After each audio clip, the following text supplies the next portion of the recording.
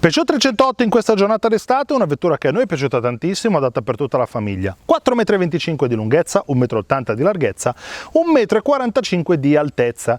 Mi piacciono molto i gruppi ottici full LED che vanno quasi ad abbracciare le fiancate della nostra 308, mi piace anche la calandra cromata con scrittina Peugeot e anche con il leoncino. In taglio laterale, molto interessanti i cerchi che hanno una trama un po' particolare, l'ingresso è keyless, tanto che io ho la chiave in tasca. Come sto io a bordo? A bordo io sto molto comodo per quanto riguarda la posizione del sedile e per quanto riguarda la posizione del volante. Unico problema, il volante è piccolino, la parte superiore va a nascondere il quadro strumenti che è posto in maniera elevata rispetto al solito. E dietro? Se guido io. Di spazio non ne rimane moltissimo. Con il sedile invece impostato sull'altezza di Andrea, quindi 1,65 m,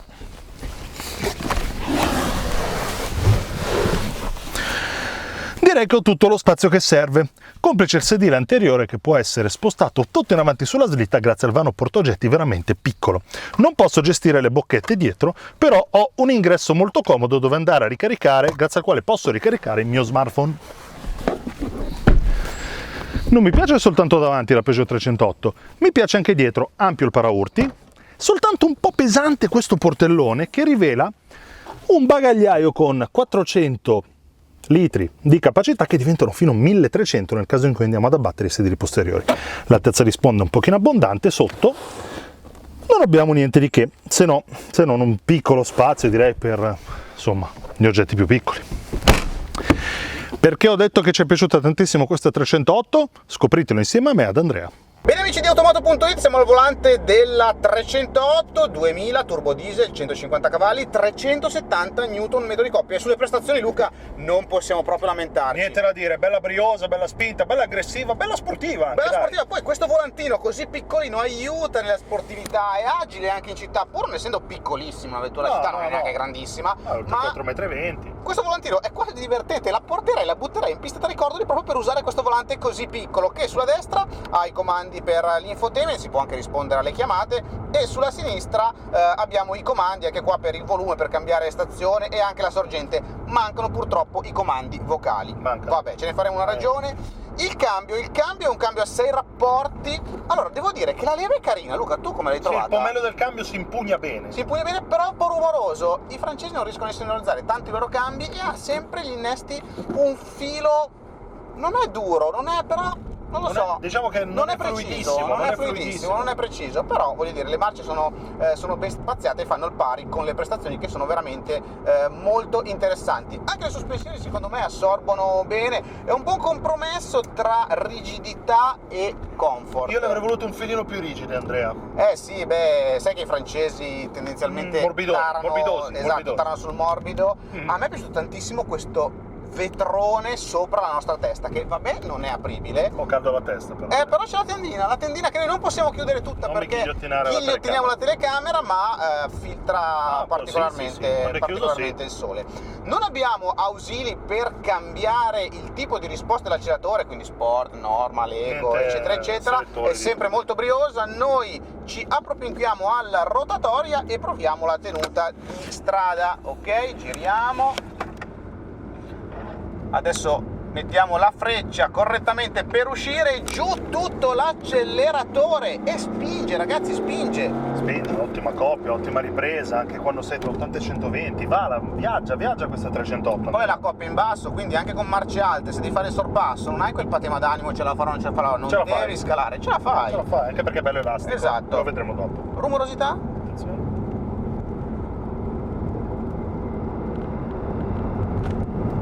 Siamo intorno ai 74-75 quando hai preso la decibel, buca, prima eravamo intorno ai sì. 72. E il fonometro è veritiero, perché è un po' rumoroso quando prendi le buche, il pavé.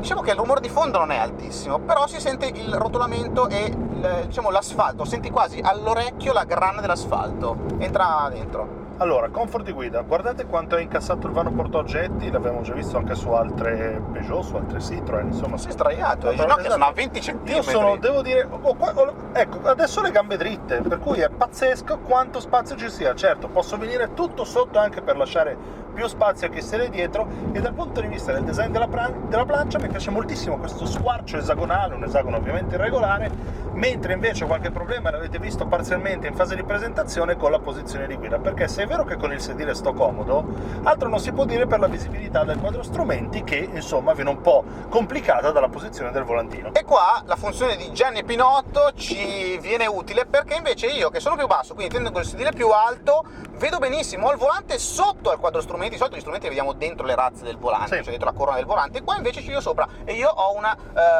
ottima visibilità. Allora ci fermiamo e facciamo il test di accelerazione. Da 0 a 100 in 8 secondi e 9 per una velocità massima di 213 km/h. Allora, a 5000 giri smetti di spingere il diesel, sentite il rumore quando si accelera, entra nell'abitacolo, velocità standard e 130.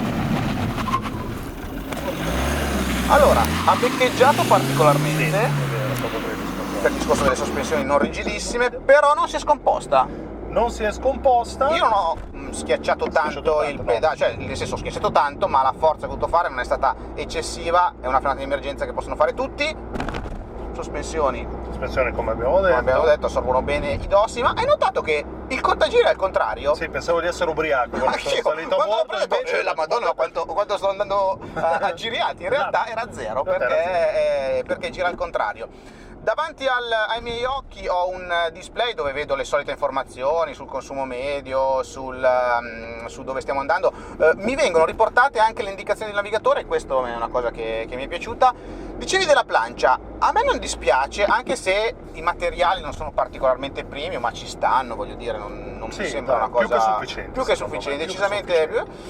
La cosa che continua a non piacermi è il fatto che ci sono pochi pulsanti sulla plancia fisici, c'era spazio per metterne qualcuno in più, e è stato tutto virtualizzato, però in un touchscreen che è resistivo, non capacitivo. Cosa vuol dire? Non è come quello del vostro iPhone o del vostro Android che basta sfiorare e prendere il comando, qua bisogna proprio schiacciare con forza, e soprattutto la climatizzazione con la variazione della temperatura non in prima schermata, in seconda schermata, e con questo sistema secondo me non è proprio, oltre che comodo, non è immediato e forse poco sicuro se siamo in situazioni di traffico intenso. Diciamo, Andrea, che io la climatizzazione, penso anche tu, la vorrei sempre fisica e sempre disponibile. Esatto, quantomeno la regolazione dei flussi.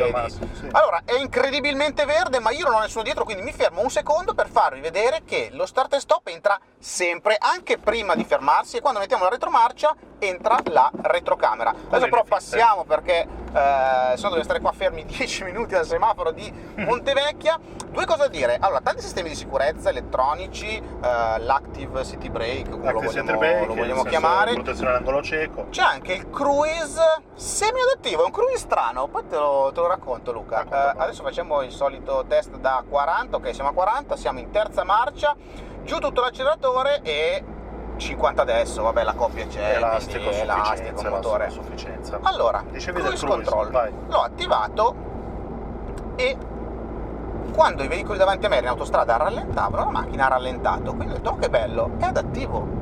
In realtà, quando i veicoli sono davanti a me hanno iniziato a frenare, la macchina ha iniziato a bippare e non frenava. Allora ho dovuto frenare io, si è sganciato. Praticamente è un cruise control semi-adattivo, perché gestisce solamente l'acceleratore, quindi se c'è un rallentamento, se le macchine davanti magari alzano il piede dal gas, e la vostra macchina rallenterà, e quando quelli davanti riacceleranno la macchina si riporterà alla velocità che avete impostato, ma non usa il freno, quindi se la macchina davanti frenerà voi dovrete manualmente utilizzare il freno. È un ibrido che non mi ha convinto particolarmente. C'è l'avviso sull'angolo cieco, ma non si vede benissimo perché è molto laterale. Non abbiamo parlato dei sedili. I sedili sono in realtà comodi, la seduta non è particolarmente lunga, quindi va bene anche a te, almeno quanto vedo. Non tocco dentro assolutamente nel ginocchio, tratti confortevoli, forse un po' caldini d'estate, adesso che è estate, questo specie di vellutino, però... Sì, ma forse poi combinato a questo tetto. Sì, però ci sta, non mi dispiacciono. No, quello no. Ho trovato che non consuma niente. Non consuma niente, Andrea. In città ci permette di percorrere 15 km con un litro di gasolio, che diventano 18 limite autostradali, salgono addirittura 25, intorno ai 110. Davvero eccezionali. Tra l'altro il sistema infotainment, che non mi ha convinto per quello che vi avevo detto prima, è il classico del gruppo Peugeot, ma abbiamo il brand Denon, e quindi un sistema che suona meglio rispetto a quelli che abbiamo provato su vetture, diciamo, base. Sì, c'è da dire una cosa in fase di streaming Bluetooth. Quando si cambia traccia dal volante o anche dal display centrale... Ma devo dirla questa cosa, guarda, ho fatto questo tornante con le mani 9 1/4 perché questo volante è veramente diretto, mi piace un sacco. Vai, bene, scusa. Figurati, c'è un certo ritardo nella variazione che si ha e sul volume e sul cambio traccia, quindi una cosa non gestita alla perfezione, parliamo di secondi, non di ore né di minuti, però insomma non è immediato. C'è anche la possibilità di installare le applicazioni, ma lo streaming dei dati avverrà dal vostro smartphone, non intuitivissimo l'installazione e la configurazione, quindi vabbè, direi che non ci ha convinto particolarmente.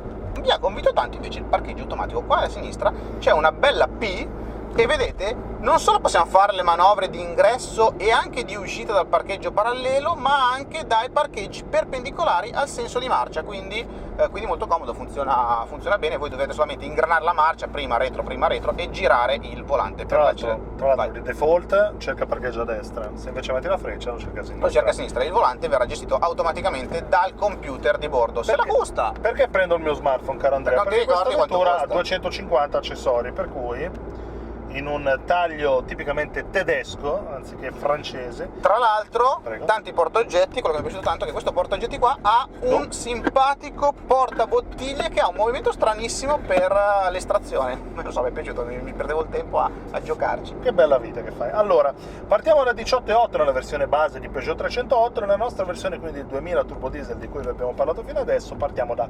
26.450 euro nella versione Allure. Dobbiamo aggiungere i cerchi da 18 490, l'impianto Denon 490, l'ingresso keyless che c'è 400, vano portaoggetti con bracciolo centrale 143, il driver assistant pack 650, la retrocamera pack assist 450, il tetto costa 550 euro, totale 29,5. 29,5, diciamo non pochissimo, ma mi è piaciuta questa 308, una vettura che comprerei perché comunque coniuga doti di comfort a doti anche di sportività. Sì, è vero, non è rigidissimo l'assetto, comunque la tenuta di strada c'è, quando è in appoggio non si sposta, e questo essere un po' morbida fa sì che a livello sportivo sia anche forse un filo divertente. Secondo me è adatta anche alle famiglie perché ha una capacità del bagagliaio che non è da poco, si parte nel torno, insomma l'avete visto in presentazione, quindi anche abbattendo i sedili abbiamo una bella superficie, sì, oltre che una bella cubatura. Insomma, fateci sapere voi cosa ne pensate, commentate, YouTube, Facebook, automoto.it, insomma, come al solito, dove volete. Ciao! Ciao!